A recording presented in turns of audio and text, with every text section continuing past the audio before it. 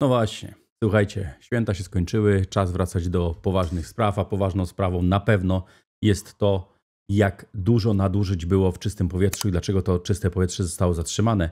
I myślę, że o wielu rzeczach to nawet Narodowy Fundusz Ochrony Środowiska nie wie, ale nie wiem, czy tak za bardzo chcę wiedzieć, dlatego że jak ja słyszę takie rzeczy, że dowiedzieliśmy się dopiero o tych nadużyciach, nie wiemy skąd, jak do tego doszło w ogóle, to rozbawia mnie to troszeczkę.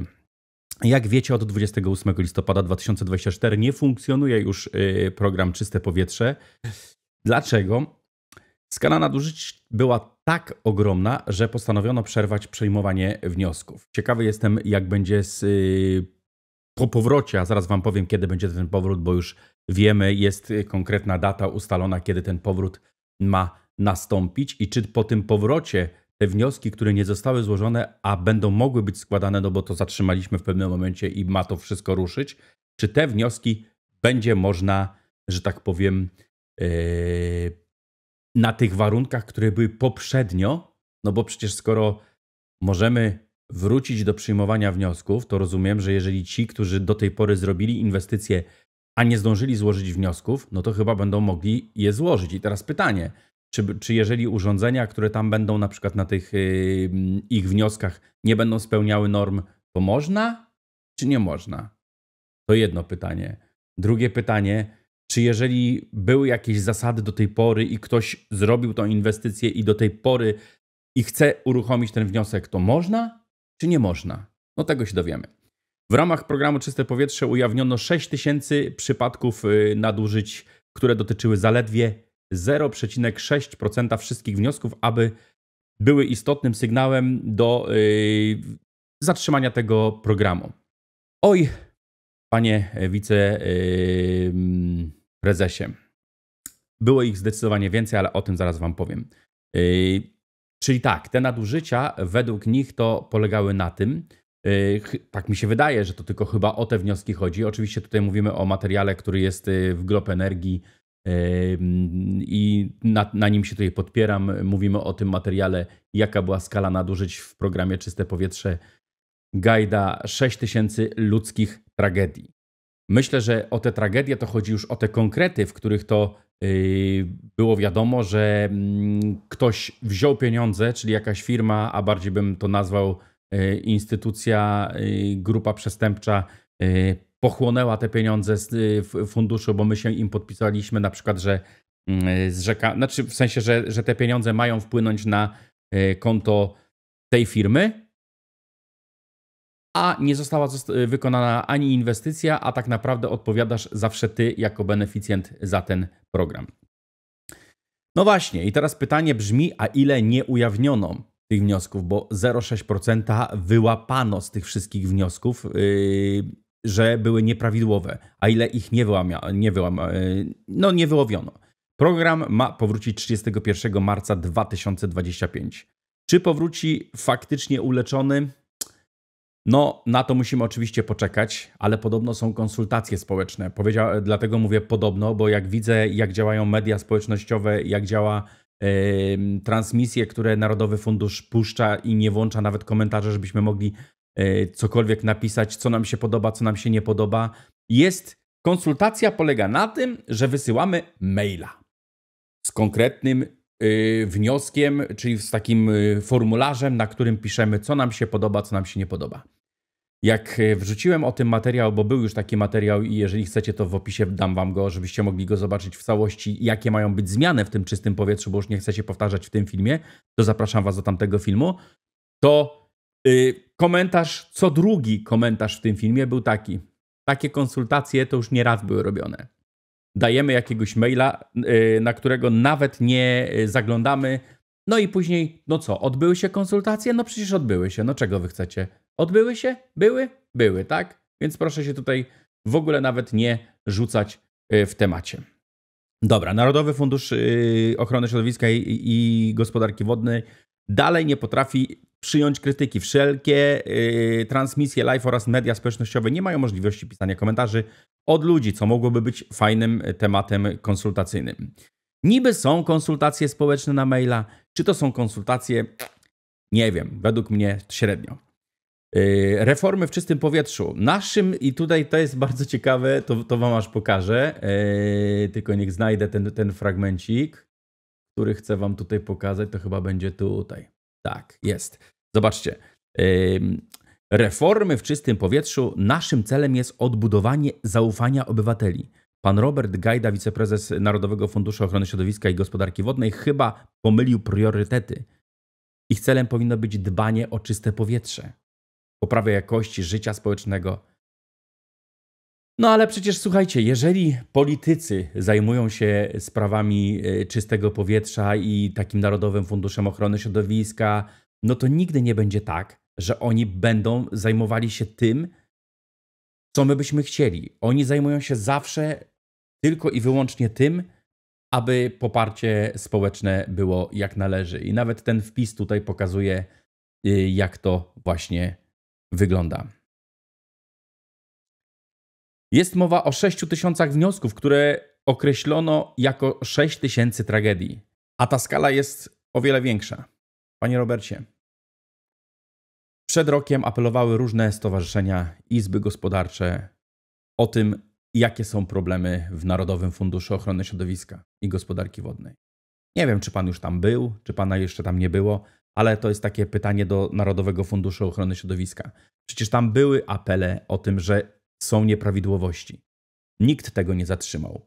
Do końca roku tego można było dawać urządzenia, które nie spełniały jakichkolwiek norm, no bo przecież okres przejściowy, no bo przecież one miały certyfikaty jakieś tam, które rzekomo były w porządku i tak dalej, i tak dalej. No okazuje się, że teraz doszliście do tego, że nie. Ja się pytam, kto będzie odpowiadał za to finansowo, bo ktoś powinien za to finansowo odpowiedzieć. No moim zdaniem powinien odpowiedzieć Narodowy Fundusz, skoro nie dopilnował takich sytuacji i powinien z własnych pieniędzy, z własnych, takich, które macie prywatnie, dolać do kasy Narodowego Funduszu, no bo przecież one zostały po prostu, że tak powiem, sprzeniewierzone, tak bym to nazwał. Nadużycia w dużym stopniu polegały również na przekrętach finansowych, jakie miały miejsce przy składaniu wniosków. Zakładano na przykład urządzenia, które nie miały wartości deklarowanej na fakturze, a na fakturze oczywiście już miały tą wartość, ale również nawet minimalnej jakości. To jest pierwsza rzecz, która miała miejsce, czyli na przykład brano dofinansowanie pełne, na przykład 27 000 na pompę ciepła, która sama w sobie nie była warta 8 000, ale na fakturze już miała wartość 60 000. Drugi sposób, robiono przesunięcia finansowe, które sprawiały, że beneficjent dostawał maksymalne dofinansowanie. O ile to był zysk dla beneficjenta, to tam jeszcze pal go licho. Ale w wielu przypadkach to beneficjent w tym przypadku akurat zyskiwał, ale w bardzo wielu przypadkach było tak, że to nie beneficjent zyskiwał, tylko zyskiwała ta firma, bo oni po prostu wciskali urządzenie. Ja mówię o urządzeniach, ale tam były też, to może być też o ociepleniu, no przecież to przywieźli styropian jakikolwiek, a na fakturze był spełniający wszelkie normy. Na przykład.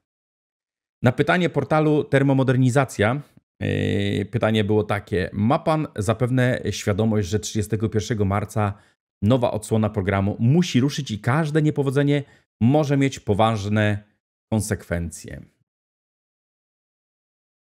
I co na to odpowiedział pan prezes? Pan prezes na to odpowiedział tak. Tak, oczywiście, doskonale zdajemy sobie sprawę, harmonogram jest bardzo napięty, ale niestety niektórzy mylnie zakładają, że reformę można przeprowadzić z dnia na dzień. Jakby wystarczyło machnięcie z czarodziejskiej różdżki, bo wszystko zaczęło działać od razu. To tak nie funkcjonuje. Reformę trzeba starannie przygotować. Najpierw musimy przeprowadzić wstępne i główne konsultacje. Konsultacje, przypominam. Aby w lutym złożyć wniosek do Europejskiego Banku Inwestycyjnego o środki z Funduszu Modernizacyjnego. A jednym z ich warunków były konkretne konsultacje społeczne. Tu się zatrzymam. Konkretne konsultacje społeczne. Spotkanie z ludźmi, rozmowa z ludźmi. Są pewne instytucje, które się tym zajmują. Jest mnóstwo izb gospodarczych. No są stworzone instytucje, które chętnie pojawiłyby się na takich konsultacjach i wtedy byłyby to konsultacje społeczne, konsultacje, konsultujemy. Wy coś mówicie, my coś mówimy, coś z tego fajnego wychodzi. No niestety. W październiku odbyły się prekonsultacje, a teraz do 27 grudnia, czyli do dzisiaj, prowadzimy oficjalne konsultacje. Nie wiem, co uważacie na ten temat. Ja uważam, że mam takie obawy, o tak bym powiedział, bo ja tam sobie mogę uważać czy nie uważać. Mam takie obawy, że ten program nie wróci jak należy. Tam jest bardzo dużo problemów. Jednym z podstawowych problemów według mnie to są ci właśnie operatorzy, którzy mają tym się zajmować. Już słychać w kuluarach, że jedne z największych firm do takich operatorów już sobie tworzą. I ci operatorzy mogą namawiać znowu na konkretne rzeczy, które chcemy, żeby namawiali. Jeżeli taki operator będzie przez firmę X wypuszczany w świat, oni tam nawet niezłe pieniądze mają zarabiać. Bo na początku chcieli 1000 złotych zapchać dziurę, że tak powiem, że damy wam 1000, a wy się zajmujecie takim wnioskiem. Tylko taki operator to ma nie tylko złożyć wnioski do Narodowego Funduszu Ochrony Środowiska i Gospodarki Wodnej, tylko jeszcze ma nadzorować tą całą, ten cały, nazwijmy to, proceder, czyli ma sprawdzić, co zostało założone, czy zostało to zrobione zgodnie z normami i tak dalej, i tak dalej, i tak dalej. Dlatego nie wiem, czy to tylko ja mam takie obawy. Mam nadzieję, że tylko ja i że to wszystko jest wyimaginowane, ale myślę, że może być mnóstwo problemów z tym związanych. A czy program Czyste Powietrze jest potrzebny? Oczywiście, że jest potrzebny, dlatego że jest mnóstwo takich ludzi, którzy po prostu nie mają pieniędzy. Jeżeli faktycznie, bo to już zostawmy to, czy ta zmiana tych urządzeń, czy ogólnie działanie na korzyść czystego powietrza, czy to nie jest czasami naszym celem jest odbudowanie zaufania społecznego obywateli, czy chodzi nam o czyste powietrze faktycznie? Ostatnio rozmawialiśmy na temat CO2. Ja już nie chcę tego tematu tutaj poruszać, ale ja nie wiem, czy CO2 nie jest nam czasami potrzebne do życia. I z tym was zostawiam. Dużo się nagadałem. Mam nadzieję, że zrozumieliście to, co chciałem tym filmem dzisiaj przekazać. I życzę wam wszystkiego spokojnego, ale piszcie w komentarzach, jak wy uważacie i zróbmy takie nasze prywatne konsultacje społeczne, które być może ktoś tam czyta w Narodowym Funduszu Ochrony Środowiska i może weźmie to choć trochę pod uwagę, aczkolwiek nie sądzę. Życzę miłego dnia. Cześć.